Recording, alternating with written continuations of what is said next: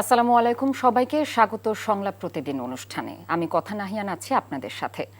আমরা অনুষ্ঠানে মূলত সমসাময়িক, রাজনৈতিক এবং অন্যান্য গুরুত্বপূর্ণ যেসব বিষয় রয়েছে সেগুলো নিয়ে আলোচনা করি। আজও আমাদের সাথে এমনই কিছু বিষয় আছে এবং আজ আমরা আমাদের স্টুডিওতে উপস্থিত আছেন দুজন অতিথি। আমাদের সাথে আছেন ডেইলি টাইমস অফ বাংলাদেশের সম্পাদক, সাবেক সাধারণ সম্পাদক, জাতীয় প্রেস ক্লাব ইলিয়াস খান, খুবই দুঃখিত, উপদেষ্টা সম্পাদক। এবং আমাদের সাথে আছেন জাতীয় নাগরিক পার্টি এনসিপির যুগ্ম আহ্বায়ক, সেক্রেটারি, এনসিপি নির্বাচন পরিচালনা কমিটির মনিরা শারমিন। আপনাদের দুজনকেই স্বাগতম আমাদের আজকের অনুষ্ঠানে। দর্শক, সামনে নির্বাচন, গণভোট এবং দুটো একই দিনেই আমরা দেখছি অনুষ্ঠিত হচ্ছে। এটি নিয়ে অনেকের মধ্যে অনেক আলোচনা সমালোচনা আছে, তর্ক বিতর্ক আছে এবং সবচেয়ে গুরুত্বপূর্ণ যে বিষয়টি, এটি নিয়ে অনেকের মধ্যে অনেক কনফিউশন কাজ করছে। গণভোট কি, গণভোট কিভাবে দেব, কিসের ভিত্তিতে হ্যাঁ বা না দেব, অনেকে এটা সম্পর্কে জানেন না। আমরা দেখতে পেরেছি যে 4টি প্রশ্ন থাকবেন ব্যালট পেপারে বা যেখানে আমাদের হ্যাঁ না ভোট দিতে হবে, সেই 4টি প্রশ্ন সম্পর্কেও অনেকেই আসলে অবগত নয়। এবং সত্যি কথা বলতে গেলে আমাদের দেশের অনেক শিক্ষিত সচেতন মানুষও এটা সম্পর্কে এখনো অবগত নয়। এই বিষয়ে এনটিভির একটি রিপোর্ট প্রচারিত হয়েছে আজকে। আমরা প্রথমে রিপোর্টটি দেখে নিচ্ছি।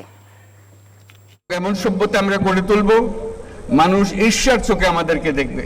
জুলাই সনদ বাস্তবায়নে জাতীয় সংসদ নির্বাচনের দিন গণভোট নেয়ার সিদ্ধান্ত নেয় অন্তর্বর্তী সরকার, যার কার্যক্রমও শুরু করেছে নির্বাচন কমিশন। এবারের গণভোটে মোট 4টি প্রশ্ন থাকছে। 1. নির্বাচনকালীন সময়ে তত্ত্বাবধায়ক সরকার, নির্বাচন কমিশন এবং অন্যান্য সাংবিধানিক প্রতিষ্ঠান জুলাই সনদে বর্ণিত প্রক্রিয়ার আলোকে গঠন করা হবে। 2. আগামী সংসদ হবে 2 কক্ষ বিশিষ্ট। জাতীয় সংসদ নির্বাচনে দলগুলোর প্রাপ্ত ভোটের অনুপাতে 100 জন সদস্য বিশিষ্ট একটি উচ্চকক্ষ গঠিত হবে। সংবিধান সংশোধন করতে হলে উচ্চকক্ষের সংখ্যাগরিষ্ঠ সদস্যের অনুমোদন লাগবে। 3. সংসদে নারীর প্রতিনিধিত্ব বৃদ্ধি, বিরোধী দল থেকে ডেপুটি স্পিকার ও সংসদীয় কমিটির সভাপতি নির্বাচন, প্রধানমন্ত্রীর মেয়াদ সীমিতকরণ, রাষ্ট্রপতির ক্ষমতা বৃদ্ধি, মৌলিক অধিকার সম্প্রসারণ, বিচার বিভাগের স্বাধীনতা ও স্থানীয় সরকার সহ বিভিন্ন বিষয়ে যে 30টি প্রস্তাবে জুলাই জাতীয় সনদে রাজনৈতিক দলগুলোর ঐকমত্য হয়েছে, সেগুলো বাস্তবায়নে আগামী নির্বাচনে বিজয়ী দলগুলো বাধ্য থাকবে। 4. জুলাই সনদে বর্ণিত অন্যান্য সংস্কার রাজনৈতিক দলগুলোর প্রতিশ্রুতি অনুসারে বাস্তবায়ন করা হবে। এই 4টি প্রশ্নে একমত হলে হ্যাঁ আর দ্বিমত থাকলে না ভোট দেয়া যাবে। গণভোটের এসব প্রশ্ন সম্পর্কে দেশের বেশিরভাগ ভোটারেরই ধারণা নেই। এমনকি ঢাকা বিশ্ববিদ্যালয়ের অনেক শিক্ষার্থীও জানেন না গণভোট সম্পর্কে। গণভোট সম্পর্কে আপনি জানেন না কিছু? না, জাস্ট এতটুকু জানি যে মানে বাংলাদেশের সর্বস্তরের মানুষই ভোট দিয়ে সরকার নির্বাচন করবে। 2টা ভোট, একটা গণভোট এবং হচ্ছে কি একটা এমনি প্রভিন্সিয়াল ভোটগুলো। তো এই গণভোটটা কি, এবার কেন হচ্ছে জানেন? এটার ব্যাপারে ভাই তেমন আইডিয়া নেই। গণভোটটা আমার নিজের পার্সোনালি এখনো দেখা হয়নি আসলে, এই জন্য হয়তো আমার সামনে আসেও না, এটাও হতে পারে। এখনো গণভোট সম্পর্কে জানেন না? হ্যাঁ ভোট দিবেন না না ভোট দিবেন কি চিন্তা করছেন? অনেক কেমনে কোনটা দিয়ে এলা এটা পরেরটা পরে। সুপ্রিম কোর্টের সিনিয়র আইনজীবী ব্যারিস্টার ওমর ফারুক বললেন, গণভোট সম্পর্কে ভোটারদের যেভাবে অবহিত করার প্রয়োজন ছিল এখন পর্যন্ত তা করা হয়নি। এই জিনিসগুলো মানুষের কাছে যত পরিষ্কার করার কথা, ব্যাখ্যা করার কথা একটা আয়োজনের মাধ্যমে, তা তো হয়নি। আপনি 10-11 মাস ধরে শীতাতপ কক্ষে বসে আপনি এগুলো বাস্তবায়ন করেছেন। আপনি কত রাজনৈতিক নেতাকে আপনি জাতীয় নেতা বানিয়েছেন এখানে দাওয়াত করে, চা নাস্তা হাবি জাবি করে আমরা দেখেছি একটা রাষ্ট্রীয় বাজেট গেছে, এটাতে আমি কনসার্ন না। কিন্তু এরপরে আপনি সম্প্রচার মাধ্যমগুলো কি এটা নিয়ে আয়োজন করেছে যে এই প্রস্তাবনা এইটা, এই প্রস্তাবনা এইটা, অর্থাৎ যেই মিডিয়ার মাধ্যমে সাধারণ মানুষের কাছে পৌঁছানো যায়, তা তো হয়নি। বাংলাদেশের ইতিহাসে মোট 3বার গণভোট অনুষ্ঠিত হয়েছে। প্রথমবার হয়েছিল 1977 সালের 30 মে, দ্বিতীয় গণভোট হয় 1985 সালের 21 মার্চ, সর্বশেষ 1991 সালের 15 সেপ্টেম্বর গণভোটে রাষ্ট্রপতি শাসিত শাসন ব্যবস্থা থেকে প্রধানমন্ত্রী শাসিত সংসদীয় ব্যবস্থা প্রতিষ্ঠিত হয়।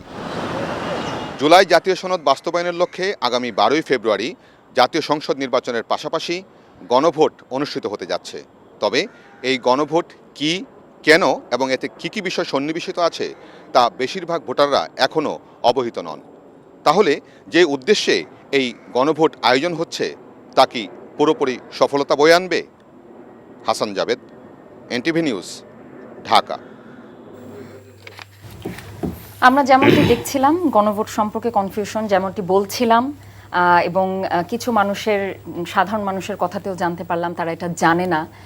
বাংলাদেশের সর্বোচ্চ বিদ্যাপীঠ যাকে বলি ঢাকা বিশ্ববিদ্যালয়, সেখানেও দুজন স্টুডেন্ট বলছে তারা জানে না। এইটা নিয়ে এই যে এত কনফিউশন, কি মনে হয় এটা কেন, কি কারণে মানুষের কাছে এখনো পৌঁছাতে পারলো না? গণভোট আসলে কি? তাহলে কি সরকার ব্যর্থ যে এটার প্রচারণার কাজে বা জানানোর ব্যর্থ না, এখনো সময় চলে যায়নি।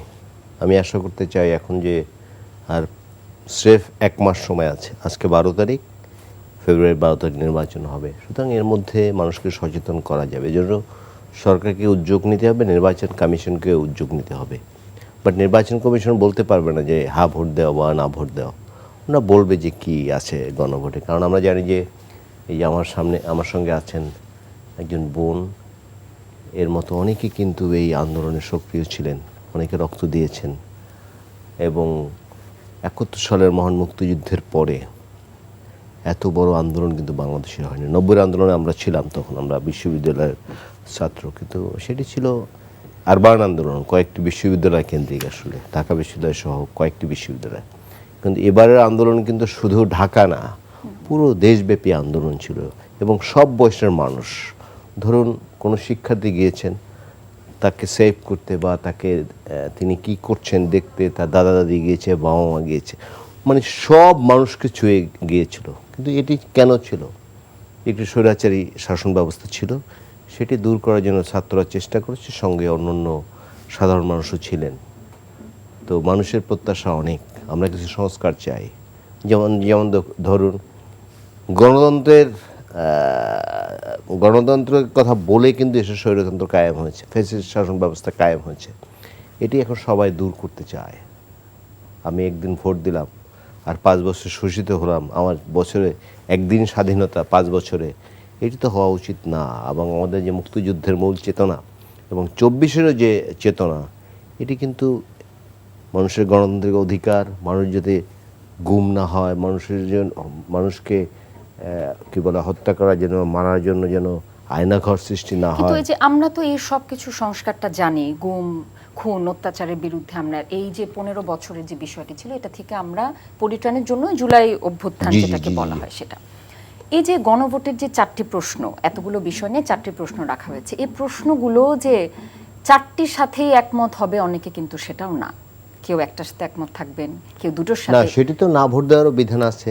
যদি কেউ ভাবে যে এখন ধরেন আমি দুটোর সাথে একমত, বাকি দুটোর সাথে একমত না, এটা কিন্তু কোনো ব্যবস্থা তারা রাখেন নাই। সেটি তো রাজনৈতিক দলগুলোর সেটি কি বলে যে কেন রাখেনি আমি জানি না। তাহলে কি মনে হয় না যে এই জিনিসটাকে আরেকটু সংস্কার করা উচিত ছিল? গণভোট থাকতো। সংস্কার তো অনেক করেছে, সংস্কার অনেক করে 4টিতে এসছে। হয়তো উনি বলতে পারবেন যে কটি সংস্কার প্রস্তাব ছিল, সেগুলো আমি পড়েছি 4টাই। সেগুলো কিন্তু কম্পাইল করে এক জায়গায় এনেছে, অনেক বিষয়কে সুইচ করে 4টা করা হয়েছে। অনেকগুলো বিষয়, যেমন এখানে ওই আপনি যেটা বললেন যে একটা হা বললো একটা না বললো, বিষয়গুলো এরকম না। আসলে আমি 4টা কি বলে 4টি প্রশ্নই দেখেছি, সেখানে কিন্তু না ভোট বা হা ভোট দেওয়ার সুযোগ আছে। আমি যদি 4টার সাথে একমত না হয় তাহলে না দিলাম, আর 4টার সাথে যদি একমত, 4টা যে ইন্টার রিলেটেড, এগুলো হাই দিতে হবে। যদি আমি একটা আনা হয়েছে, কিন্তু আসলে তো অনেকগুলো একসাথে এখানে। সুতরাং আমি আশা করি এটা নিয়ে খুব উদ্বিগ্ন হওয়ার কিছু নেই। সবগুলো রাজনৈতিক দল যারা স্বৈরাচার বিরোধী আন্দোলন করেছে, গণতন্ত্রের পক্ষে লড়াই সংগ্রাম করেছে দীর্ঘদিন, তারা কিন্তু সবাই গণভোটের ডেফিনেটলি রাজনৈতিক দল তো গণভোটে থাকবে, কিন্তু এই যে সাধারণ মানুষগুলো যারা আসলে রাজনীতির ভাষা বোঝেন না, তারা শুধুই বোঝেন কাকে দিয়ে আমার উন্নতি হবে, কাকে দিয়ে উন্নতি হবে না। সাধারণ মানুষ, আপনি যেটা বলেছেন, আপনি দেখুন যে সামনে যে নির্বাচনটি আছে 21 তারিখের পরে কিন্তু ক্যাম্পেইন শুরু হচ্ছে, বড় বড় জনসভা করবে, বাড়িতে বাড়িতে কি বলে উঠান বৈঠক করবে, স্কুল কলেজে বা আশেপাশে গিয়ে সভা সমাবেশ করবে। সেক্ষেত্রে রাজনৈতিক দলগুলোকে দায়িত্ব পালন করতে হবে। কেন হা ভোট দিতে হবে? কারণ আমরা তো এক জায়গায় সবাই যে আমরা দেশটির উন্নয়ন চাই, দেশটি ভালোভাবে চলুক, গণতান্ত্রিক একদিনের গণতন্ত্র যেন না থাকে, পুরো বছরের গণতন্ত্র যেন থাকে।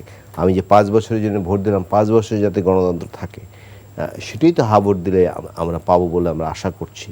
সুতরাং আপনি যে শঙ্কার কথা বলেছেন, এবং শুধু আপনি না, এটি অনেকের মধ্যেই আছে। এই দেখুন, আপনি যে খবরটি দেখালেন, ঢাকা বিশ্ববিদ্যালয়ের দুইটি ছেলেও জানে জানে না। না কি আসলে এর থেকে গণভোট। হতাশাজনক আসলে আর সুতরাং কিছুই নেই। এটা খুব হতাশাজনক, এটা প্রচার করতে হবে একটু যে কেন ভোট আমরা চাই, এবং রাজনৈতিক দলগুলো সেই ভূমিকা পালন করবে বলে আমি বিশ্বাস করি। গণভোটের যে প্রস্তুতি সেটা কি অনেকটা জাতীয় নির্বাচনের জন্য ফিকে হয়ে যাচ্ছে কিনা, এটি কি আগে হলে ভালো হতো কিনা, যে সিদ্ধান্ত হয়েছে একই দিনে হবে, সেটা কি আপনার কাছে মনে হয় যে সিদ্ধান্তটি পরিবর্তন দরকার ছিল? ধন্যবাদ, যারা দেখছেন তাদের শুভেচ্ছা এবং আমার বিজ্ঞ সহ আলোচক তাকে শুভেচ্ছা। দেখেন, এই আলোচনা তো আমরা বহুবার করেছি যে আসলে আগে হলে তো অবশ্যই ভালো হতো, কিন্তু এই জায়গাতে আমরা যখন দেখেছি যে ঐকমত্য কমিশনে যখন আমরা আলোচনা করছিলাম, আলোচনার পরবর্তীতে এই গণভোটটির সময় নিয়ে আমরা বেশ অনেক দিন বিভিন্ন সময় বলেছি যে আগে হলে ভালো হয়। তবে আমরা এনসিপির পক্ষ থেকে যেটা বলেছিলাম যে ঠিক আছে, মানে সেই ক্ষেত্রে যদি সম্ভব না হয় বা সরকারের পক্ষ থেকে বা অন্যান্য রাজনৈতিক দলগুলো যদি আসলে ঐকমত্য কমিশনে ঐকমত্যে পৌঁছাতে না পারে, সেই ক্ষেত্রে একই দিনে হলে আমাদের কোনো অসুবিধা নাই। তো সেই জায়গা থেকে তো অবশ্যই একটি চাপের বিষয় রাজনৈতিক দলগুলোর এবং সরকারের, যে গণভোটটাকে সাধারণ মানুষের কাছে কতটা সহজে আসলে এই প্রশ্নগুলি ছোট ছোটভাবে সহজ ভাষায় পৌঁছানো যায়।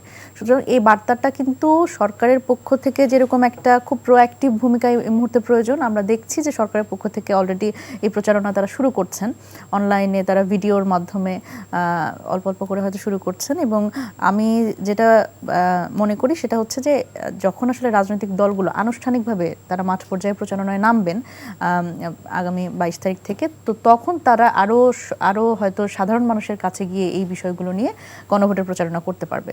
তো স্বাভাবিকভাবেই এটা অবশ্যই চাপের এই কারণে যে প্রথমত এবার আমি যদি বলি যে যারা আসলে মার্কার প্রচারণা করবেন, সাথে সাথে এই গণভোটের প্রচারণা, এই দুই প্রচারণাই আসলে একসাথে করতে হবে।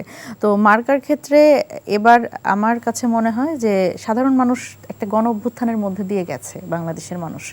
সেই জায়গা থেকে মানুষের এক ধরনের মনস্তাত্ত্বিক পরিবর্তন এসছে এবং মানুষ কিন্তু এখন ভালো মন্দ অনেকখানি বুঝতে চেষ্টা করছে। সেই জায়গা থেকে মার্কাটাও আমার কাছে মনে হয় যে মার্কার থেকেও সাধারণ মানুষ এবার যোগ্য নেতৃত্ব বুঝে তারা ভোটটা দেবার চেষ্টা করবেন, এবং রাজনৈতিক দলগুলো কিন্তু অলরেডি সেই প্রচারণায় অল্প স্বল্প অনানুষ্ঠানিকভাবে করছে। কিন্তু রাজনৈতিক দল কি এই গণভোট নিয়ে প্রচারণা চালাচ্ছে বলে মনে হয়? যতটা তারা নিজেদের প্রচারণা চালাচ্ছে, নিজের এই যে আপনি বললেন মার্কা নিয়ে বা নিজের আমাকে ভোট দিন এটা নিয়ে, কয়জন গণভোট নিয়ে কথা বলছে? না, এটাই আসলে একটা আন্তরিকতার বিষয় রাজনৈতিক দলগুলোর পক্ষ থেকে, যে দলগুলো আসলে যেমন ইলিয়াস ভাই কিন্তু বলছিলেন যে রাজনৈতিক ব্যক্তিদের প্রচার চালাতে হবে হ্যাঁ ভোটের জন্য, কিন্তু তার থেকে বেশি ইম্পর্টেন্ট কি না যে গণভোটটা কি সেটা বলার আগে তারপরে তো অবশ্যই আমি হ্যাঁ ভোটের জন্য বলবো, কারণ আমরা জানি যে এটার জন্যই আমরা এতদিন আসলে কষ্ট করেছি, এই যে এত আত্মত্যাগ, এত রক্ত দিলাম। সেটা নিয়ে কি আপনার মনে হয় যে পরিপূর্ণভাবে রাজনৈতিক ব্যক্তিত্বরা যারা প্রার্থী হয়েছেন তারা কি পারছেন? আচ্ছা, এখানে আমি একটা বিষয় একটু বলি, সেটা হচ্ছে যে বাংলাদেশের সাধারণ মানুষ তারা আসলে আমাদের রাজনীতিবিদরা তাদেরকে আসলে সত্যিকার অর্থে রাজনীতি সচেতন করে তুলতে ব্যর্থ হয়েছেন। কারণ তারা আসলে সবসময় সাধারণ মানুষকে ভোটার হিসেবে কাউন্ট করার থেকে আসলে সাধারণ মানুষ রাজনীতি বোঝে না এই এক ধরনের নোশনের মধ্যে দিয়ে তারা যান। সেই জায়গা থেকে যেটা হয় যে যেই মানুষগুলোর উপরে নির্ভর করে আসলে তারা সংসদে যান বা যেতে চান, তাদেরই আসলে এক ধরনের রাজনীতি থেকে একটু দূরে সরিয়ে রাখতে চান বা বুঝাতে চান কিনা, এটা একটা বিষয়। এখানে একটা আন্তরিকতারও ব্যাপার আছে। সেই জায়গা থেকে আমি যেটা মনে করি সেটা হচ্ছে রাজনৈতিক দলগুলো যখন আসলে এই গণভোটের প্রচারণায় যাবেন, সেখানেও কিন্তু তারা তাদের নিজেদের পরিচিত করার মাধ্যমে এই তাদের পরিচিত করাইতে পারে। হ্যাঁ, মানে নিজেরা নিজেদের মার্কা নিয়ে অবশ্যই পরিচিত করাবে, কিন্তু যে গণভোট সম্পর্কে যেমন আমরা কিছুক্ষণ আগে প্রতিবেদনে দেখলাম একজন রিকশাচালক বলছে ওটা পরে দেখা যাবে, আগে তো আমি ভোট দেই। কিন্তু এটাও যে হচ্ছে, আপনি দেখেন গ্রামগঞ্জে যান এবং আমাদের 80% ভোটার কিন্তু এরাই। এবং সবচেয়ে দুঃখজনক যেটা বারবার ইলিয়াস ভাইও বলছেন যে দুজন শিক্ষার্থী ঢাকা বিশ্ববিদ্যালয়ের, তারাও জানে না গণভোট কি, তারা বলছে মানে এটা খুবই দুঃখজনক। তার মানে বার্তাটা আসলে পৌঁছাচ্ছে না। তাহলে জিনিসটা কেমন যে শুধু জুলাই অভ্যুত্থানের সাথে যারা জড়িত আমরা তারাই জানি গণভোট কি, ঐকমত্য কমিশনে জানি, কিন্তু সাধারণ মানুষের কাছে জুলাই অভ্যুত্থানের সঙ্গে তো সবাই জড়িত, শুধু আওয়ামী লীগ ডেফিনেটলি সবাই, একদমই সাধারণ মানুষ। বিএনপি আন্দোলন করেছে দীর্ঘ 15.5 বছর, জামাত ইসলামী আন্দোলন করেছে, তারপর যে অন্যান্য দলগুলো ছোটোখাটো আছে তারা আন্দোলন করেছে, সিপিবি করেছে, এবং সর্বশেষ যে এনসিপি গঠিত হয়েছে এর সঙ্গে যারা জড়িত সবাই আন্দোলন করেছে। তাহলে সবাই গণভোটের জায়গায় কেন সব দল সমানভাবে জিনিসটা নিচ্ছে না? যেমন কেন বিএনপি এটা কিন্তু আপনার কিছু কেন মনে জায়গায় হচ্ছে? নোট অফ ডিসেন্ট দিয়েছে আপনার কেন এবং মনে হচ্ছে? বিএনপি নেতাকর্মীরাই কিন্তু কিছু জায়গায় কনফিউজড যে তারা এটাকে না হিসেবে নিবে না হ্যাঁ হিসেবে নিবে। এটা একটি কেন? লোক পাবেন না যিনি বলছেন আমরা না ভোট দিব। না না না না না এটা বলেন নাই, এটা বলেন নাই, এটা বলেন না। কিন্তু প্রচারণার ক্ষেত্রেও দেখছি এই গণভোটের প্রচারণা নাই, যেটা দরকার আসলে মাঠে সেটি তো মাঠে। কোনো দলের পক্ষ থেকেই নাই। এবং নোট অফ ডিসেন্ট নিয়ে একটা কথা উঠেছেও বিএনপি। নোট অফ ডিসেন্স গণতান্ত্রিক সবাই তো একমত হবেন না। না ডেফিনেটলি হবেন না। সেটা পলিটিক্যাল প্র্যাকটিস, এটি হয়ে থাকে, বাট সবাই কিন্তু একটি প্রশ্নে এক আছে যে আমরা কিন্তু রাষ্ট্রটাকে চেঞ্জ কনফিউশন করতে কিন্তু চাই। আছে ওনাদের নিয়ে যে নোট অফ ডিসেন্ট দিয়েছেন আবার বলছেন হ্যাঁ ভোট দাও। নোট অফ ডিসেন্ট আপনি যেটা বলেন যে কনফিউশন আছে, এটি আছে আপনারও হতে পারে বা এটা একটা নেগেটিভ তৈরি করা হচ্ছে। যেমন বলা হয়েছে এক সময় যে বিএনপি বিচার চায় না, সন্ত্রাসী। এগুলো ফেসবুকের প্রচার। কিছু রাজনৈতিক দল টিকে আছে ফেসবুকের মাধ্যমে, কোনো বাসা বাড়িতে কোনো ভোটারের কাছে তাদের ন্যূনতম গ্রহণযোগ্যতা নেই। তারা একটা নেগেটিভ তৈরি করতে চায় বিএনপিকে মেলাইন করার জন্য, নানা নেগেটিভ তৈরি তাহলে কি সেটা করতে শুধু চায়। বিএনপিকেই করার জন্য চায়? বিএনপি বড় দল, বিএনপিকে যদি ছোট করা যায়, আমাদের বাঙালি মনস্তত্ত্বকে আপনাকে ছোট করলে আমি মনে করি যে আমি বড় হব, এটা তো ঠিক না। আসলে এটা তো ঠিক না। চট্টগ্রামে বড় স্যাক্রিফাইস তো বিএনপি করেছে। আপনি দেখুন এই যে সর্বশেষ গুম কমিটির রিপোর্ট যেটা, সেখানেও কিন্তু দেখিয়েছে বেশি গুম হয়েছে বিএনপির লোক, এবং যারা ফেরত এসছে তাদের মধ্যে বিএনপির সংখ্যা কিন্তু কম, বরং অন্য দলের লোকজন বেশি ফেরত এসছে গুম ঘর থেকে বা আয়না ঘর থেকে। বিএনপির লোক কিন্তু অনেকে আসতে পারেনি, শুধু ন্যারেটিভ তৈরি করতে চায়। তার মানে এই 17 বছর কি শুধু বিএনপি একাই সবকিছুর ভিকটিম হয়েছিল, আর কোন দল কি? আমি তো বললাম সব দল নির্যাতিত হয়েছে। বিএনপি হয়েছে, অন্য দল জামাত ইসলাম ছিল বা অন্যদের ছোটখাটো দল, সবাই তো নির্যাতিত হয়েছে, নানাভাবে স্যাক্রিফাইস করেছে, কিন্তু বড় স্যাক্রিফাইস বিএনপি করেছে। কারণ অনেক দলের নেতাকর্মীরা কিন্তু আওয়ামী লীগে আশ্রয় নিয়ে নানা তৎপরতা চালিয়েছে, আওয়ামী লীগ সেজে বা ছাত্রলীগ সেজে। বিএনপি একটি লোক কিন্তু যায়নি। যারা সেজে সেগুলো করেছিল, আবার আওয়ামী লীগ পালিয়ে যাওয়ার পর আবার তারা ওপেন হয়েছে যে না আমরা এমনি আশ্রয় নিয়েছিলাম, আমরা আওয়ামী লীগ করি না। বাট বিএনপি একজন নেতাকর্মী আপনি কিন্তু পাবেন না যে এই ধরনের রোল প্লে করেছে। সুতরাং এগুলো মেলাইন করার জন্য অনেকে চেষ্টা করছেন, এবং এটি মন করা অভিযোগ। আমার মনে হলো যে বিএনপি ভোট চায় না, এটা তার প্রমাণ থাকতে হবে, এটা কোনো একটা লক্ষণ থাকতে হবে। তার মানে বিএনপি ভোট চাচ্ছে এটা ডেফিনেটলি, এবং বিএনপি সঠিকভাবে প্রচারণা চালাতে সক্ষম বলে মনে করছেন? না, এই মুহূর্তে তো আমি বললাম কোনো দলই এরকম প্রচার চালাচ্ছে না, বাট নির্বাচনী প্রচারণা বিএনপি বড় দল হিসেবে তো এইটা হাতে নিতে পারে যে আমরা চালাই গণভোট নিয়ে প্রচারণা, যেভাবে তারা চালাবে। তো তারা এই যে 22 তারিখ থেকে শুরু হচ্ছে জনসভাটা, সবকিছু শুরু হচ্ছে, চালাবে তারা নিশ্চয়ই। আমি একই বিষয় একটু যদি মনিরা শারমিন আপার কাছে আসি, যে একটা কথা উঠেছে কালকে শফিকুল আলম বলেছেন যে ওনারা আইনানুগভাবেই হ্যাঁ ভোটের প্রচারণা চালাচ্ছেন। আপনি এই জিনিসটাকে কিভাবে দেখছেন? না দেখেন, বাংলাদেশে এর আগে যে দুটো গণভোট হয়েছে সরকারের পক্ষ থেকে, হ্যাঁ তিনটা হয়েছে, সেই তিনটাই কিন্তু সরকারের পক্ষ থেকে সেই গণভোটের মানে ব্যাপারে কিন্তু প্রচারণা সরকারের পক্ষ থেকে চালিয়েছে। সুতরাং এটা এমন না যে বাংলাদেশে একদমই নতুন। তো এটি একটি বিষয়, এবং সরকারের পক্ষ থেকে তো অবশ্যই প্রচারণা চালাবে, ডেফিনেটলি চালাতেই হবে, কিন্তু প্রচারণার থেকে কি মনে হচ্ছে না যে হাতে ভোট দিবেন এই জিনিসটা? আচ্ছা দেখেন, এটি তো আসলে খুব সহজ এবং সরল বিষয়টি। সেটা হচ্ছে যে সরকারের তো ম্যান্ডেট হচ্ছে সংস্কার, এবং এই সরকার সংস্কারের একটা বড় ম্যান্ডেটের মাধ্যমে, এবং গত 18 মাস ধরে আমরা যেই ঐকমত্য কমিশনে সরকারের পক্ষ থেকে তো এই আসলে রাজনৈতিক দলগুলো নিয়ে বসার একটা পরিবেশ তৈরি করা, এবং এই যে সংস্কারটা যে বাংলাদেশের প্রয়োজন, এই বিষয়ে তো আমাদের ঐকমত্যের কোনো ঘাটতি নাই। সুতরাং অন্তর্বর্তীকালীন সরকারের সবচেয়ে বড় ম্যান্ডেট হচ্ছে সংস্কার, এবং সেই সংস্কারের জন্য তো অবশ্যই তার প্রোঅ্যাক্টিভলি এটা সাধারণ মানুষের কাছে নিয়ে যেতে হবে, এবং এই সংস্কারগুলোর তো কোনোটাই আসলে জনবিরোধী না, এবং সাধারণ মানুষের স্বার্থ সংশ্লিষ্ট, এবং এই বাংলাদেশের গণতান্ত্রিক প্রক্রিয়ায় এবং এই স্বৈরাচার আবার নতুন করে স্বৈরাচার বানানোর যে প্রচেষ্টা হয় মানে সবসময়, তো সেই প্রচেষ্টাকে থামিয়ে দেওয়ার জন্য কিন্তু এটি একটি বড় বিষয় যে জুলাই সনদ বাস্তবায়ন, এবং এটা পরবর্তী সরকারে সেটা বাস্তবায়ন করতে হবে। আর এই গণভোটের মাধ্যমে কিন্তু যে এই যে আমরা 18 মাস রাজনৈতিক দলগুলো সহ আমরা যে বসলাম, আমরা 30টিরও বেশি রাজনৈতিক দল একসাথে বসেছি, কিন্তু দেখেন এখানে তো আসলে সব বিষয়ে একমত হওয়ার সুযোগ নাই।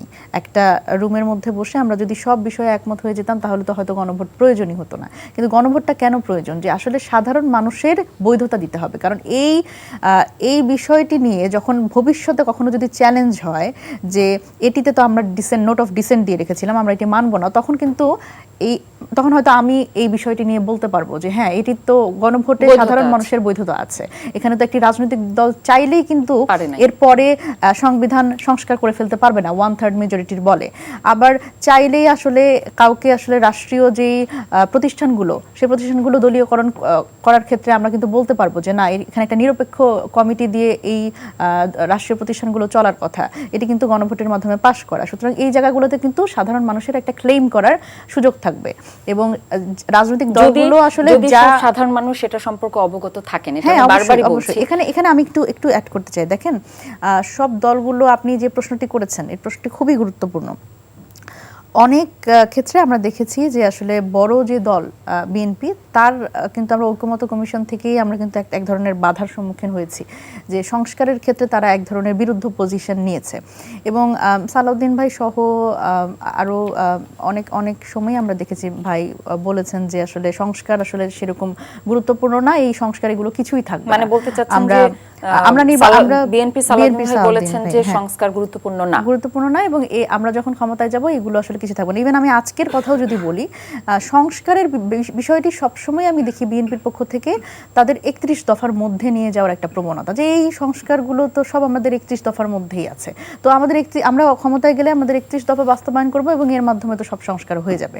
সুতরাং এই যে নানান ধরনের কথা, একে আমরা বলছি গণভোটের পক্ষে প্রচারণার কথা, হ্যাঁ ভোটের পক্ষে প্রচারণার কথা, সেখানে আবার এই ধরনের কিছু কথাবার্তা কিন্তু আমাদের কনফিউজড করে ফেলে এবং আমরা এক সময় দেখলাম যে হঠাৎ করে না এর এক ধরনের প্রচারণা, কিন্তু নাটা আসলে কিসের না, একদম আমি যদি বলি ছাত্র দল থেকে শুরু করে বিএনপির সকল প্রচার নেতা কর্মী যারা, তারা হচ্ছে ফেসবুকে একটা ক্যাম্পেইন চালালেন না এর পক্ষে। সুতরাং এই যে বিষয়গুলো, এগুলো আমাদের মধ্যে বিএনপির পক্ষ থেকে যারা আসলে ছাত্র দল থেকে শুরু করে তাদের আসলে যে অঙ্গ সংগঠনের যারা নেতাকর্মী হঠাৎ করে না এর পক্ষে মানে ক্যাম্পেইন চালিয়েছে এক সময়। তো সেই জায়গা থেকেও আমাদের মধ্যে এক ধরনের কনফিউশন তৈরি হয়েছে যে আসলে এই গণভোটের যে হ্যাঁ জয়যুক্ত হোক এবং বাংলাদেশের এই সংস্কার যে প্রয়োজন, এটি কি আসলে বড় দল হিসেবে বিএনপি চায় কিনা। এটি পরবর্তীতে আবার বলা হয়েছে যে না, তারা আসলে এটির পক্ষে এবং তারাও হ্যার পক্ষে ক্যাম্পেইন চালাবে।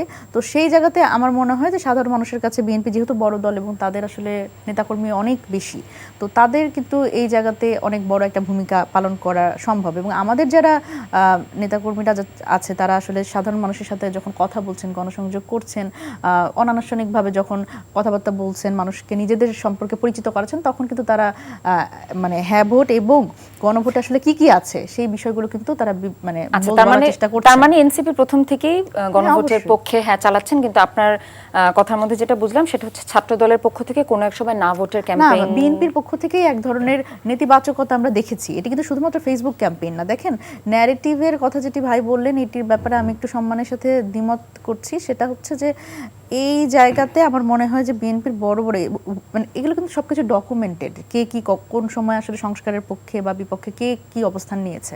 তো এই ধরনের সব দলের জন্যই ডকুমেন্টেড, হ্যাঁ সব দলের জন্যই ডকুমেন্টেড। এবং দেখেন বিএনপির কিন্তু আমি মনে করি একটু শেষ করি যে বিএনপির পক্ষ থেকে কিন্তু আসলে নায়ের পক্ষে যাওয়ার কোনো সুযোগ নাই, কারণ কিন্তু আমরাই কিন্তু এই যে নোট অফ ডিসেন্ট সহ বেশ কিছু বিষয় নিয়ে কিন্তু যখন প্রশ্ন তুলেছি, আমরা কিন্তু জুলাই সনদে এখনো স্বাক্ষর করিনি, আমরা হয়তো করব। সেটা কেন বিএনপি এটা কিন্তু আমার অনেকে প্রশ্ন করে, তো আমাদের কিন্তু বেশ কিছু বিষয়ে হচ্ছে যে নোট অফ ডিসেন্ট আসলে কি, নোট অফ ডিসেন্টটা যেহেতু দেয়া হয়েছে সেটা কি আসলে ইমপ্লিমেন্টেড হবে কি হবে না, এই ধরনের নানান কনফিউশন ছিল এবং আরও কিছু কনফিউশনের কারণে আমরা ওই মুহূর্তে স্বাক্ষর করিনি। সেটি আমরা যেটা নিজেদের ফোরামে ডিসিশন নিয়েছি, আমরা স্বাক্ষর করব। তো সেই জায়গা থেকে কিন্তু দেখেন বিএনপি কিন্তু অলরেডি স্বাক্ষর করেছে এবং সেটা তারা মহাসমারোহে যেই প্রোগ্রামটি হয়েছে সংসদ ভবনে সেখানে গিয়ে স্বাক্ষর করেছে। সুতরাং বিএনপির পক্ষে আমি মনে করি আসলে না ভোটের ব্যাপারে ক্যাম্পেইন করার তো কোনো সুযোগই নেই, যেখানে আচ্ছা তাহলে একে আপনি বলছেন না ভোটের ব্যাপারে ক্যাম্পেইন করার সুযোগ নেই, আবার আপনি বলছেন যে কিছু কিছু গণমাধ্যম দেখতে পেয়েছি। তাহলে এই জিনিসটা কি একটু কন্ট্রাডিক্ট না, যে আপনি নিজেই বলছেন সুযোগ নেই কিন্তু আপনি আবার বলছেন সালাউদ্দিন ভাই বলেছেন করছেন, কিন্তু ওনাদের সুযোগ নেই কিন্তু তারা করছেন। হ্যাঁ, ওনারা করছেন এবং জানেন খুব গুরুত্বপূর্ণভাবে আমরা আমাদের যখন যারা নেতাকর্মী তারা যখন নিজেদের এলাকায় গেছেন, খুব রিসেন্ট ঘটনা, তারা এরকম কথাবার্তাও কিন্তু আসছে যে ৭১-এর সাথে এই গণভোটের বিষয়টি খুবই অদ্ভুতভাবে তারা মেলাচ্ছে, যে এই গণভোটে যদি হ্যাঁ জয়যুক্ত হয় তাহলে ৭১ মুছে যাবে এবং ২৪টাকে বড় করে দেখানোর একটা প্রবণতা আমাদের মধ্যে আছে। এই ধরনের অপপ্রচার কিন্তু বিভিন্ন এলাকায় বিএনপির যারা সমর্থক তারা অনেকেই চালাচ্ছে। ইলিয়াস ভাই, আমি আপনাকে এই বিষয়ে প্রশ্ন করছি, আপনার ভিডিও কিন্তু আছে, হ্যাঁ আপনি যদি একটু বলেন। প্রথম বলেছে এটা দ্বিতীয় স্বাধীনতা, এটা তো আপত্তিকর টার্ম। এটা আমাদের স্বাধীনতা মুক্তিযুদ্ধকে ছোট করে না, এটা আমরা কখনো বলিনি আসলে, এনসিপির পক্ষ থেকে কখনোই বলা হয়নি। এনসিপি বলেনি, বাট বিভিন্ন বাহিনী, আমি স্টুডিওদের নাম উচ্চারণ করতে চাই না, একটি কি বলা যে মুক্তিযুদ্ধ বিরোধী মানে মননে লালন করে বাট প্রকাশ্যে বলতে সাহস পায় না। হ্যাঁ, যেমন ধরুন আপনি মুক্তিযুদ্ধের কথা বলবেন, আপনার ট্যাগ দিয়ে দেবে যেহেতু শরীরে ফ্যাসিস্টের দোষর। মুক্তিযুদ্ধ নিয়ে যদি আপনি পজিটিভ একটি কথা বলেন, একদম ঝাঁপিয়ে পড়বে আপনার উপর, হ্যাঁ, যে ফ্যাসিস্টের সহযোগী। আমি বলি নোট অফ ডিসেন্টটা কি, যে আমি সিদ্ধান্তের সাথে একমত না, বাট ম্যাক্সিমাম মানুষ যদি সিদ্ধান্তের সাথে একমত হয় আমি সেটা মেনে নিতে, কিন্তু তারা কিন্তু কিছু কিছু সিদ্ধান্তের সাথে একমত ছিল, সবকিছু না। যে নোট অফ ডিসেন্ট তো সেটাই, যে আমি যদি এটা নাও মানি, যদি সংখ্যাগরিষ্ঠ মানুষ সংখ্যাগরিষ্ঠ দল মেনে নেয় তাহলে আমি সেটা মানতে বাধ্য। কিন্তু এই নোট অফ ডিসেন্ট নিয়ে সালাউদ্দিন সাহেব নিজেও বলেছেন যে আমাদের এক ধরনের কি বলে যে মানুষের কাছে এমন একটি মেসেজ দেওয়া হচ্ছে বিএনপি যে সংস্কার বিরোধী। বিএনপি তো আমি জানি না, ছোটো বোন আমার আমাকে বলে কিনে যে আপনিও সেটি টেনে আন। বিএনপি তো সংস্কার প্রস্তাব ৩ বছর আগে দিয়েছে এবং এই এখন যে সংস্কার, তাহলে কেন ওনার ভাষ্য মতে যে সালাউদ্দিন বলছেন যে না আমরা সংস্কার চাই না, এটা কোথায় বলেছেন আমি জানি না। সংস্কার চাইনি, তাহলে তিনি যদি না চাইতেন তাহলে এত দিনের পর দিন মিটিং কেন তাহলে তো বলেই দিতে পারেন যে আমরা সংস্কার চাই না, আমরা যাবো না, তাই না? সুতরাং এগুলো বলার কোনো সুযোগ আছে বলে আমি মনে করি না, বাট আমি মনে করি সব দলগুলোর প্রচার করা উচিত যাতে হাঁটি জয়যুক্ত হয়, কারণ আমাদের অনেক ভাইয়েরা, আমাদের অনেক বোনেরা জীবন দিয়েছেন 1400 বলে জাতিসংঘ হিসেবে, বাট বাস্তবতা আরও বেশি আমার ধারণা। এবং অনেক মানুষ, যেমন আমি জানি ওই সিলেটের নমিনেশন আছে কিনা, নেত্রকোনার নিশ্চয়ই আপনি দেখেছেন এনসিপির একজনকে নমিনেশন দিয়েছিল, তার পুরো ফেসটা উড়ে গেছে, ফেসে কিছু বোঝা যায় না, এইসব দৃশ্য দেখা যায় না। ধরুন যে হাসপাতালে যারা ছিল, চোখ হারিয়েছে, পা হারিয়েছে, হাত হারিয়েছে, এবং এটি খুব বেদনাদায়ক, খুব কষ্টকর। তো এই এত মানুষের রক্ত, এত মানুষের স্যাক্রিফাইস, এটা তুমি ভিতরে যেতে পারে না। সংস্কার নিয়ে আমাদের অনেক কথা হচ্ছে, সংস্কার হবে হবে না, সংস্কার নির্বাচনও হবে, সংস্কারও চলতে থাকবে, এটা নিয়ে নানা গণমাধ্যমে নানা খবর প্রচার হয়েছে এবং আমরা দেখছি এনসিপিও তাই চাচ্ছে, বিএনপিও তাই চাচ্ছে, অন্যান্য রাজনৈতিক দলও বারবারই সংস্কারের কথা বলছে। আজকে টিআইবির একটি প্রতিবেদনে উঠে আসে যে সংস্কারের নামে পুরনো আমলাতান্ত্রিক নিয়ন্ত্রণ প্রতিষ্ঠার প্রবণতা দেখা যাচ্ছে, যা রাষ্ট্র সংস্কারের মূল উদ্দেশ্যের সঙ্গে সাংঘর্ষিক বলে মনে করছে টিআইবি নির্বাহী পরিচালক ডক্টর ইফতেখারুজ্জামান। বলছেন যে সংস্কার আসলে কিছু হয়নি এবং তিনি এটাও বলেছেন দুর্নীতি দমন কমিশন, পুলিশ কমিশন এবং জাতীয় মানবাধিকার কমিশন সহ রাষ্ট্রের মৌলিক প্রতিষ্ঠানগুলোর ক্ষেত্রে কাঙ্ক্ষিত স্বাধীনতা ও জবাবদিহির কাঠামো নিশ্চিত করা হয়নি। বারবার সংস্কারের কথা বলছে, কিন্তু এই 18 মাসেও অন্তর্বর্তী সরকার তাদের যে অনুমান তারা দিয়েছেন, সংস্কার নিয়ে তো নানা প্রশ্ন করা যায়। বাংলাদেশ সবচেয়ে বড় খাত। আমার যে একেবারে অ্যাকুরেট প্রশ্ন, আমলাতন্ত্র কি এতই শক্তিশালী? যে অবশ্যই শক্তিশালী। কেন? পুরো দেশ তো আমলাতন্ত্র চালায়। ধরুন আমাদের দেশে রাজনীতি যারা করেন, আমি তাদের প্রতি শ্রদ্ধা রেখেই বলছি, সব বিষয়ে তাদের সবসময় কিন্তু ভালো ধারণা থাকে না, ক্লিয়ার ধারণা থাকে না। তিনি যখন এমপি হন বা মন্ত্রী হন, অনেক সময় তারা গিয়ে ডিসি সাহেব, ইউনুস সাহেব বা সেক্রেটারি সাহেব তাদের উপর নির্ভরশীল হয়ে পড়েন। তারা যেরকম বুঝায় সেরকম তারা অনেক সময় সেম বুঝতে জিনিস বাধ্য কিন্তু হয়। বিগত 17 বছরেও ছিল 17 তাহলে বছর কি না, এটা কি এটা এটা স্বাধীনতার পর থেকে ব্রিটিশ আমল থেকে এগুলো চলে আসছে আমলা নির্বাচন। তার মানে এটা চলতেই যেমন ধরুন থাকবে? দেখবেন অনেক আমলা সাহেব তিনি কিন্তু আপনার আমার সার্ভেন্ট, বাট অনেক সময় আমরা গণমাধ্যমে দেখব তাকে স্যার না বলা হয়, তিনি মানুষকে নিগৃহীত করেছেন। এবং আমি স্টুডিওতে বলে গেলাম এমন এমপিও বাংলাদেশে হয়েছে তিনি থানার ওসি গিয়ে স্যার বলতেন। এটি হচ্ছে আসলে আমাদের এমপি বা জনপ্রতিনিধি যারা হবেন তাদের যে যোগ্যতা অনেক সময় কিন্তু আমরা সেগুলো পাই না। এবং রাজনৈতিক সংস্কৃতিটা এমন হয়ে গেছে মানে এমপিদের যোগ্যতা থাকে না দেখে আমলাতন্ত্রটাকে আমরা বেশি প্রাধান্য দিচ্ছি এমন? সেটি তো আছেই। যদি আমলাতন্ত্র যেটি বোঝায় তার মধ্যে যদি আমি কোনো ভুল পাই, বা আমি কালকে একটা উদাহরণ দিই, কালকে না পরশুদিন তারেক রহমান সাহেব তিনি কিন্তু মিডিয়ার যারা কাজ করেন তাদের সাথে কথা বলেছেন। সেখানে একটি পত্রিকার সম্পাদক বাংলাদেশের পানি নিয়ে আলোচনা করছেন যে পানির লেভেলটা অনেক নিচে যাচ্ছে। তো তিনি একটা ফিগার বলেছিলেন যে এত ফিগার ধরুন 10 বলছে বা 12 বলছে বা 15 বলেছে, কিন্তু তারেক সাহেব সঙ্গে সঙ্গে ভুলটি ধরিয়ে দিলেন যে এই ফিগারটা এই না, এই ফিগারটা এই। আমি খুব বিস্মিত হয়েছি যে আসলে মানুষের পড়াশোনা করতে হবে, জানতে হবে সব বিষয়ে, না জানলে কিন্তু আমি এই আমলাতান্ত্রিক মার প্যাচে এবং সব কী বলছে টাইম কনজিউমিং যে কোনো কাজ, যে কাজ করা যাবে একদিনে, আমাদের আমলা ভাইরা সেটি মাসের পর মাস লাগে। আমরা দেখেছি কিন্তু এগুলো জানি যে অনেকে আমরা বলেছি যে পেনশন পেতে মানুষের আমাদের যারা শিক্ষক যে কোনো কিছুতেই আপনি পাসপোর্ট অফিসে যাবেন, ব্যাংকে যাবেন, পুরো সিস্টেমটাই আমাদের নষ্ট হয়ে গেছে। আমি জানি না, আমি আশা করতে চাই আমাদের তরুণ বন্ধুরা যারা নতুন দল করেছে তারা একটা নতুন বাংলাদেশ উপহার দেবে আমাদের। এবং আমি এটাও প্রত্যাশা করি সঙ্গে সঙ্গে, এবং এটা আমি ধারণা করি বা আমি বিশ্বাস করি আগে যেমন রাজনীতি চলেছে বাংলাদেশের আগামী দিনের রাজনীতি কিন্তু সেভাবে চলবে না। তার মানে কি আগামী দিনে তাহলে এই যে না আমলাতন্ত্র বিষয়ে বলছি না আমি, এই যে ধরুন যে তরুণরা আন্দোলন করেছে তাদের বয়স ধরুন 17 থেকে 25 বা তার একটু বেশি, এরা কিন্তু দীর্ঘদিন আরও 30 থেকে 40 বছর রাজনীতি করবে অথবা রাজনীতি সচেতন থাকবে। তারা যে দেশটার জন্য লড়াই করেছে, যে তারা কি ঐক্যবদ্ধভাবে রাজনীতি করবে?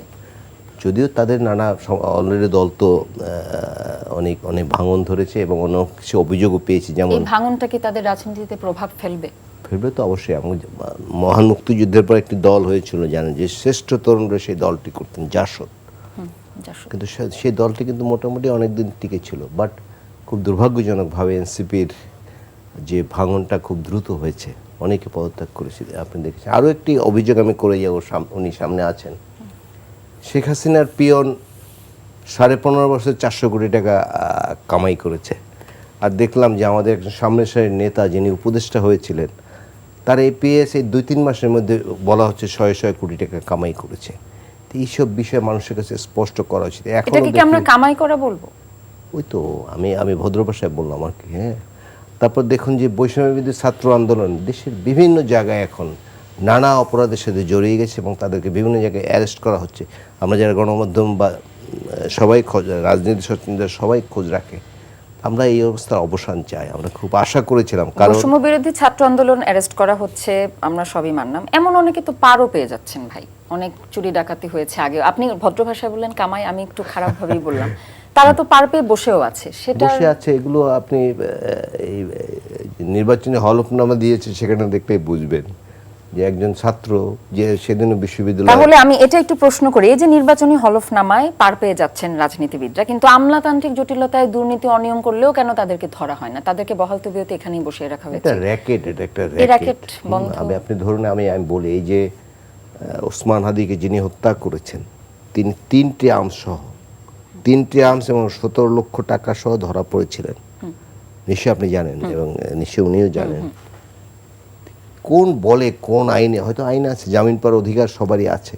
তা আমি খুন করে জেলে গেলাম, আবার আমার সঙ্গে সঙ্গে জামিন দিয়ে দিল 2-4 দিন পরে বা 2-1 মাস পরে। এই আইন কারা করেছে?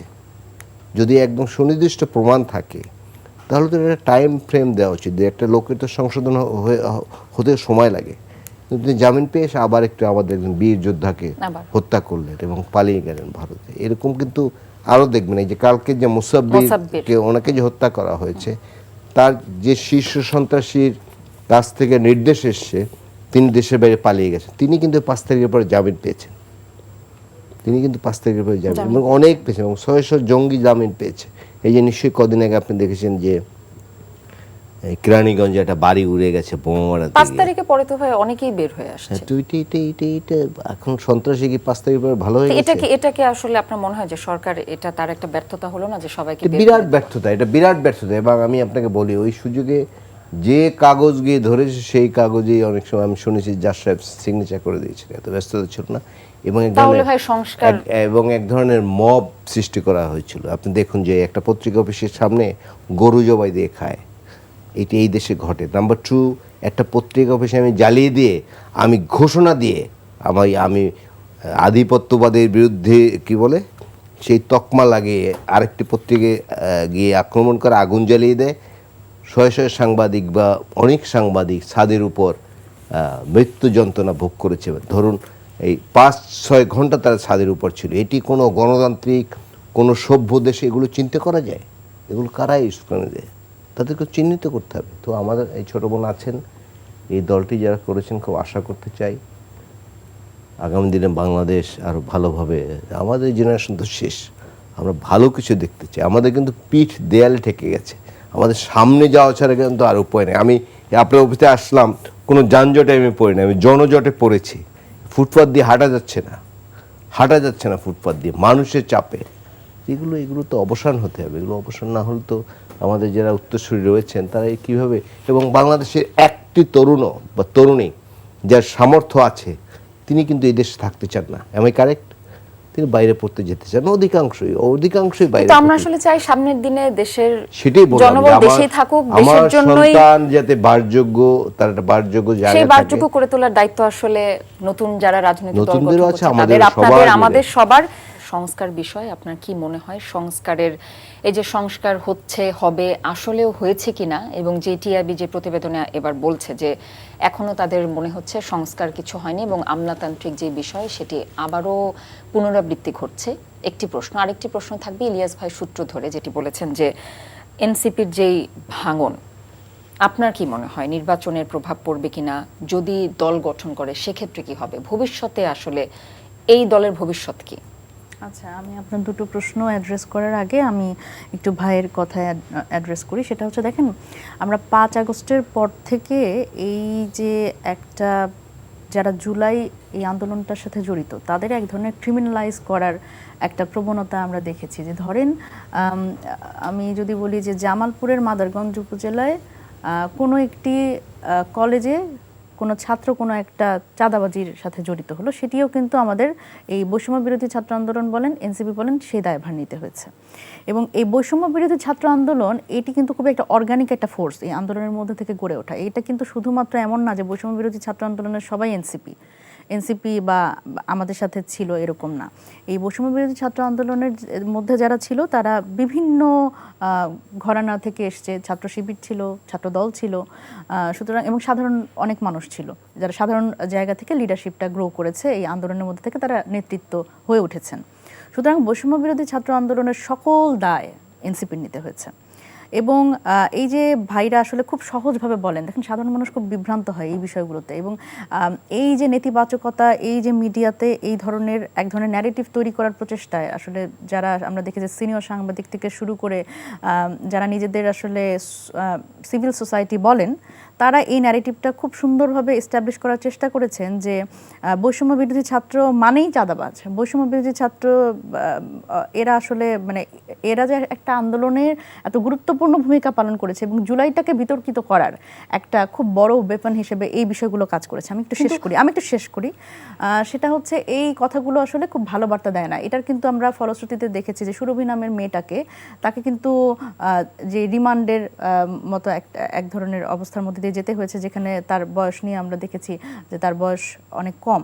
তো সেই জায়গা থেকে আসলে আমার মনে হয় যে একেবারে জেনারেলাইজ করার কোনো সুযোগ নেই। এবং এনসিপি দেখেন এই বৈষম্য বিরোধী ছাত্র আন্দোলনের সকল যা মানে অপবাদ সব দায়ভার হচ্ছে এনসিপির নিতে হয়েছে। এবং আরও তো সরকার, এই সরকারটি তো আসলে শুধুমাত্র এনসিপির সমর্থনের সরকার না বা বৈষম্য বিরোধী ছাত্র আন্দোলনের সমর্থনের সরকার না, এটি বাংলাদেশের আপামর জনগণের সমর্থনের সরকার। একটা গণ অভ্যুত্থানের পরে যখন আসলে অন্তর্বর্তীকালীন সরকার গঠিত হয়েছে, ডক্টর ইউনূস একদমই একেবারে যদি বলি নিরেট সমর্থনে একটি সরকার গঠন করেছে। সেই জায়গা থেকে সরকারের সকল ব্যর্থতার দায় হচ্ছে এনসিপির নিতে হয়েছে। এবং দেখেন এই যে ছাত্র উপদেষ্টার কথা বারবার আসে, দেখেন একটা কথা ওই যে গোয়েবলস থিওরি যেটা আছে যে সত্য মানে ধরেন মিথ্যা কথা বারবার বলার মাধ্যমে সেটা সত্যের মতো শোনায়।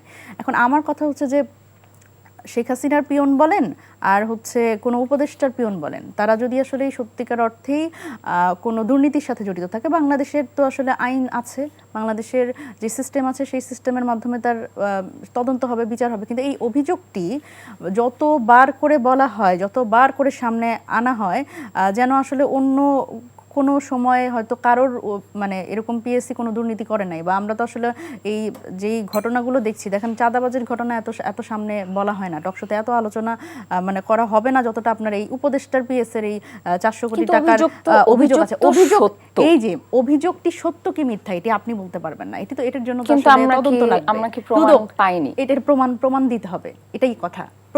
প্রমাণিত হয় না, প্রমাণিত হলে তার সেই বাংলাদেশের প্রচলিত আইন অনুসারে তার বিচার হবে, এটাই তো সত্য। তাকে তো অবভিয়াসলি আপনি তখন আমাদেরকে প্রশ্ন করতে পারেন যখন সেই উপদেষ্টাটি তার পিএস এর পক্ষে গিয়ে বলবে যে না ওনাকে ধরা যাবে না, ক্ষমতার প্রভাবের কারণে। এটা তো কেউই বলবে না, এটা তো ফ্যাসিস্ট হাসিনাও বলে না যে না তাকে ধরা যাবে না, সে বলছে এটা করলে তাকে ধরা দিই, এটা তো এটাই তো কথা। এখন অভিযোগ যেটি আছে সেটি প্রমাণ সাপেক্ষে তার বিচার হবে, এটি হচ্ছে আমার মানে জিনিসটা কেমন যে আপনি বলছিলেন যে কোনো কিছু হলেই দায় চলে আসে এনসিপির। এখন তাদের প্রতিনিধি যদি এটা করে দায় তো এনসিপি কে নিতেই হবে। বিএনপি কেউ যদি করে, বিএনপি যদি কেউ করে, আপনাকে একটু কারেক্ট করে দেই, সেটা হচ্ছে ছাত্র উপদেষ্টা তারা কিন্তু এনসিপির হয়ে যায় না, এনসিপির হয়ে যায়নি কিন্তু সরকারে, তারা গণ অভ্যুত্থানের রিপ্রেজেন্টেশন হয়ে গেছে, কিন্তু আসিফ মাহমুদ, সজীব ভুঁইয়া, নাহিদ ইসলাম, এরা কি নাহিদ ইসলামকে এখন এনসিপি না? এখন নাহিদ ইসলাম যখন উপদেষ্টা ছিলেন, উপদেষ্টা পদ থেকে উনি পদত্যাগ করে এসে এনসিপির সাথে যুক্ত হয়েছেন। আসিফ মাহমুদ, সজীব ভুঁইয়া উনি খুব রিসেন্ট এনসিপির সাথে যুক্ত হয়েছেন। সুতরাং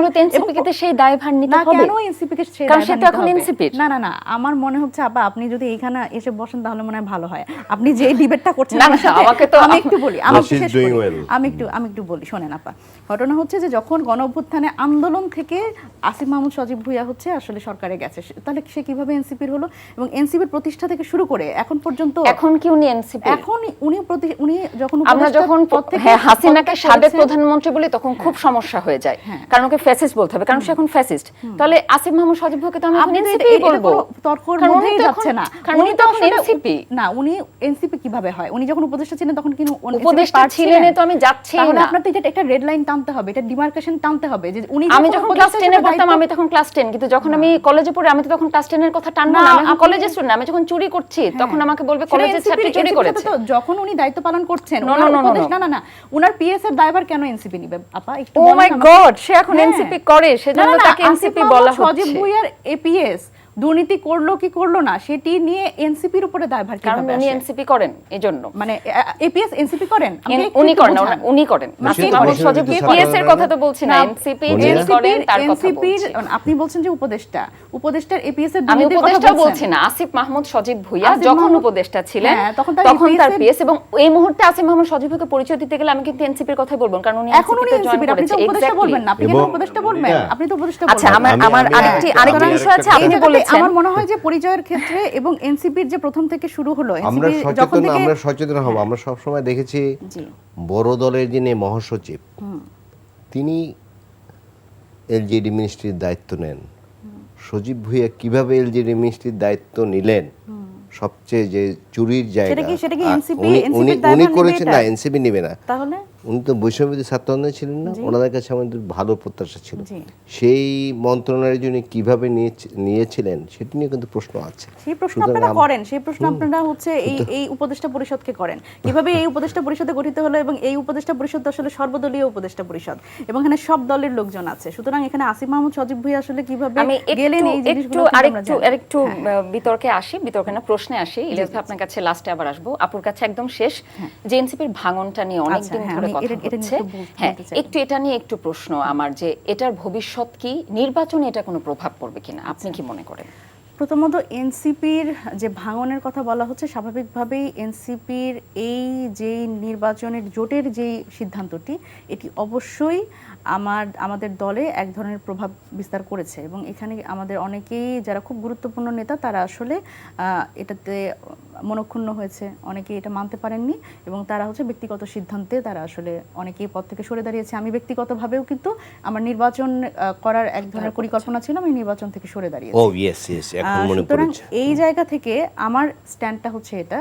তবে দেখেন, এটা হচ্ছে এনসিপির ভাঙন হিসেবে আমি বলতে চাই না, এই কারণ এনসিপির কিন্তু খুব কম সংখ্যক কিন্তু খুব গুরুত্বপূর্ণ নেতা, আমি বলছি যে গুরুত্বপূর্ণ নেতা এবং আমাদের খুব গুরুত্বপূর্ণ নারী নেতৃত্ব, তারা কিন্তু এখান থেকে সরে গেছেন। তো সেই জায়গা থেকে এটি একটা বড় থ্রেট অবশ্যই এই মুহূর্তে আমাদের জন্য, কিন্তু এটি আসলে ভাঙন বা লং টার্মে আসলে এই দলটি টিকে থাকবে কিনা এটি মূল্যায়ন করার সুযোগ নেই এই মুহূর্তে, কারণ এই দলটির বয়স হবে 10 মাস। এই 10 মাসের একটি দল, সেটি আসলে নিজস্বতায় এখন একটি জোট, যেটা আমার দলের পক্ষ থেকে বলা হচ্ছে যে রাজনৈতিক জোট এবং আসন সমঝোতা মানে বাংলাদেশের বিভিন্ন দেশে বিভিন্ন, একেবারে আমার সময় খুব কম, একদম একটা অ্যাকুরেট উত্তর জানতে চাচ্ছি। আপনি যে বলেন ভবিষ্যৎ নিয়ে আপনি নিজেও চিন্তিত, তার মানে না, ভবিষ্যৎ বলে দিবে আসলে এই দলের ভবিষ্যৎ আসলে এখনই তো মূল্যায়ন করার সুযোগ নেই যে দলটি আসলে তার মানে ভাঙবে এই কি যে ভাঙবে না। বিভাজন হয়ে যাওয়া, এটা আসলে এখনই আপনি বলতে পারছেন না ভবিষ্যৎ কি হবে। দেখেন, এখানে এই যে যেমন আমি আমার ব্যক্তিগত জায়গা থেকে আমার মতো এরকম অনেকেই আছে যে এই সিদ্ধান্তটির বিষয়ে তাদের এক ধরনের 30 জন কিন্তু তারা নিজেদের স্ট্যান্ড জানিয়েছে যে এই আসলে সিদ্ধান্তটির পক্ষে আমরা না, আমরা নোট অফ ডিসেন্ট দিয়ে রাখলাম। এটা একটা গণতান্ত্রিক প্র্যাকটিস। এক্স্যাক্টলি যে আমি আমার দলের মধ্যে থেকেই কিন্তু আমি বলছি যে এই সিদ্ধান্তটি ভুল কি সঠিক এটি ভবিষ্যৎ বিচার করবে, কিন্তু আমার স্ট্যান্ডটা হচ্ছে এটা, কিন্তু আমি অবশ্যই দলের যে সিদ্ধান্ত সেটাকে সম্মান করি এবং আমি পেয়ে গেছি, আপনি বলছেন ভবিষ্যৎ বিচার করবে। আমি একেবারে শেষ মুহূর্তে ইলিয়াস ভাইয়ের কাছে জানতে চাচ্ছি, গণতন্ত্রের উত্তরণের জন্য নির্বাচনের কোনো বিকল্প নেই, নানা সীমাবদ্ধতা আছে, নানা শর্টেজ আছে, নির্বাচনকে বানচাল করার কেউ চেষ্টা করছে। বাট আমি বলতে চাই যে কথাটি আপনার প্রশ্ন করার আগেই কিন্তু আমি বললাম যে গণতান্ত্রিক দলগুলো সবাই মিলে বাংলাদেশের গণতন্ত্রের যাত্রা যাতে স্মুথ হয়, কারণ সবাই অনেক স্যাক্রিফাইস করেছে, অনেক কষ্ট করেছে, অনেক থানার বারান্দায় দৌড়েছে, অনেকে গুম হয়েছেন, অনেকে ভাই হয়েছেন, অনেকে ফিরে আসেননি। সুতরাং আমি চাই যাতে আগামী দিনের নির্বাচনটি সুষ্ঠু এবং ভালোভাবে হয়। এটি শুধু সরকারের দায়িত্ব না, কিন্তু রাজনৈতিক দলগুলোর বড় দায়িত্ব। কারণ ধরুন একটি কেন্দ্রে 5,000 ভোট, সেখানে আইনশৃঙ্খলা রক্ষাকারী বাহিনীর কজন থাকবেন? 10 জন, 15 জন, 20 জন। কেন্দ্রটা তাদেরকে করতে হবে। আইন শৃঙ্খলা রক্ষাকারী বাহিনী যে এখন তৎপরতা, সেটাকে আপনি মনে করেন ছোট্ট করে যদি বলেন? একদমই না, কারণ এমনি নানা সংকট তো আছে, অস্ত্র উদ্ধার হয়নি। নাম্বার 2, 15.5 বছর ধরে রক্ত পরীক্ষা করে নেওয়া হয়েছে। যারা ফ্যাসিস্টের দোসর, সেই পরিবারের সন্তান, তাদের সবাইকে তো বিদায় করেনি, বিদায় করেছে। তার মানে ওখানে সংস্কার আসলেও হয়নি। একটা সাজানো বাগান, তাদের হঠাৎ করে এই আমাদের ছোট বোন আরো অনেক মানুষ মিলে বাগানটা তছনছ করে একটা প্রশ্ন, দিয়েছে। তাহলে এগুলোর মধ্যে কি নির্বাচন আপনার মনে হয় সুষ্ঠুভাবে হবে? 100বার সুস্থ হবে আমি মনে করি, কারণ নির্বাচনের কোনো বিকল্প নেই, আপনি অন্য কিছু ভাবারই সুযোগ নেই, নির্বাচন হতেই হবে। এবং আগের নির্বাচনে যে সহিংসতা ঘটেনি আগের নির্বাচনগুলোতে, সেটি না, বাট এবারের নির্বাচন অত বেশি হবে বলে আমি মনে করি না, কারণ বাংলাদেশ সব মানুষ ভোট দেওয়ার জন্য মুখিয়ে আছেন। আপনি দেখবেন 21 তারিখের পরে কিন্তু পুরো চিত্র পাল্টে যাবে, দেশের সবাই ভোটমুখী হবে। ইনশাল্লাহ, আমাদেরও আশা তাই। দর্শক, আমরা সকলে আসলে একটি সুষ্ঠু নিরপেক্ষ নির্বাচনের অপেক্ষায় আছি। যে যেখান থেকে দেখছিলেন ভালো থাকবেন, সুস্থ থাকবেন, এবং আমার সাথে যে অতিথি দুজন ছিলেন তাদের দুজনকে অসংখ্য ধন্যবাদ জানিয়ে শেষ করছি আমাদের আজকের অনুষ্ঠান। সকলে ভালো থাকবেন। আসসালামু আলাইকুম।